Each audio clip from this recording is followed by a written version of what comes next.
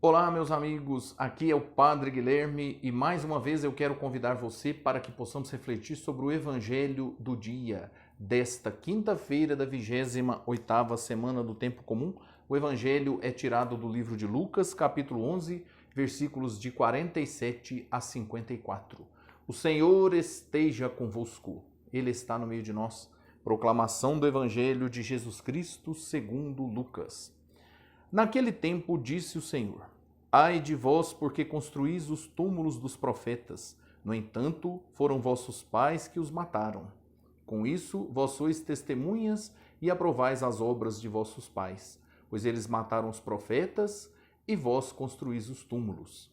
É por isso que a sabedoria de Deus afirmou: Eu lhes enviarei profetas e apóstolos, e eles matarão e perseguirão alguns deles, a fim de que se peçam contas a esta geração do sangue de todos os profetas, derramado desde a criação do mundo, desde o sangue de Abel até o sangue de Zacarias, que foi morto entre o altar e o santuário. Sim, eu vos digo, serão pedidas contas disso a esta geração. Ai de vós, mestres da lei, porque tomastes a chave da ciência. Vós mesmos não entrastes e ainda impedistes os que queriam entrar. Quando Jesus saiu daí, os mestres da lei e os fariseus começaram a tratá-lo mal e a provocá-lo sobre muitos pontos. Armavam ciladas para pegá-lo de surpresa por qualquer palavra que saísse de sua boca. Palavra da salvação, glória a vós, Senhor.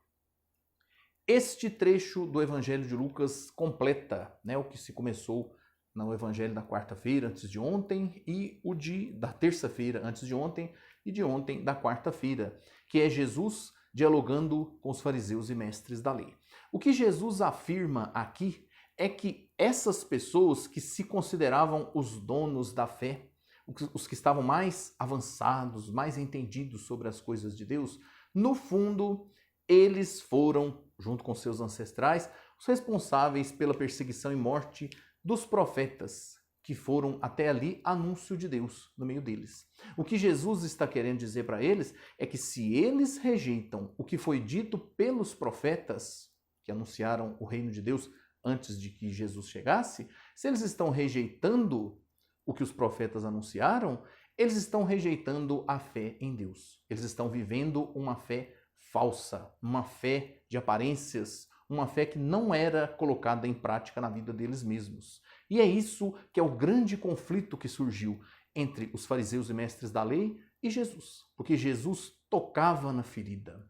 Jesus fazia com que os fariseus e mestres da lei e as outras pessoas entendessem que, no fundo, esses que se consideravam donos da fé, na verdade não eram donos coisa nenhuma. Eles estavam se aproveitando da religião, eles estavam vivendo uma religião que não era um caminho verdadeiro para o Criador.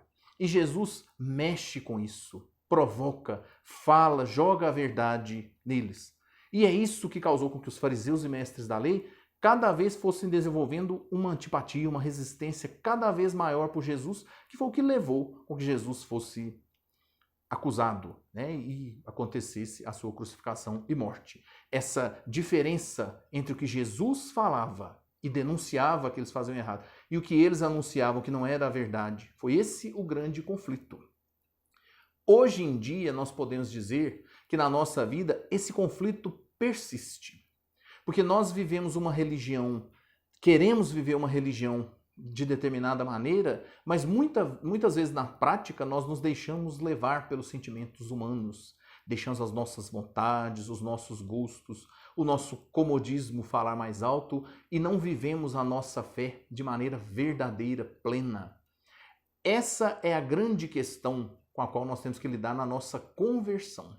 Além de conhecer sobre Deus, além de ouvir, de procurar saber mais o que Jesus anunciou, precisamos vencer essa resistência que existe em nós. O comodismo, a falta de vontade, às vezes podemos dizer até talvez uma preguiça espiritual, um marasmo, uma falta de ação. É preciso que nós tomemos consciência de que a nossa religião é percorrida por nós. Nós é que temos que dar os passos, buscar vencer as nossas limitações, buscar conhecer mais a nossa fé e colocar em prática o que nós acreditamos. Porque senão existe o risco de sermos como esses fariseus e mestres da lei, né? Que gostamos da fé, gostamos de anunciar a fé, mas na prática não vivemos o que pregamos. Então que nós possamos contar com a graça de Deus e cultivar, fazer existir no nosso coração essa intenção de uma religião coerente, uma religião verdadeira. Que Jesus ilumine a você e você possa buscar este caminho da fé em sua vida. O Senhor esteja convosco, Ele está no meio de nós, pela intercessão de Nossa Senhora, nossa Mãe querida, desça sobre você e sua família a bênção do Deus Todo-Poderoso, que é Pai, Filho e Espírito Santo. Amém. Muito obrigado pela sua presença e até amanhã, se Deus quiser.